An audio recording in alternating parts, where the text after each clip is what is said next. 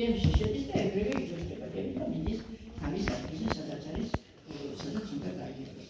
მაგრამ ეხლა კულევის ტერმინალის უარყოფითისება რა არისო, მან რომელი ჭარბტენიანი ტერიტორიები ხდება კოროპენის ეროვნული და შუაში გავიშვა. ეს ხმაური მატარებელია მათ სისტემები რო დაწესდა როგორც ხმაური სისტემები, აი ამ ხმაურიდან გამომდინარე, უარყარულია ესახება იგნორანსი და ფაუნა.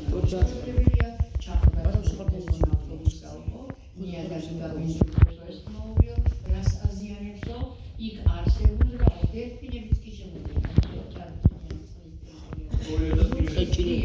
ზუთხის უამრავი. ხო, და ძალიან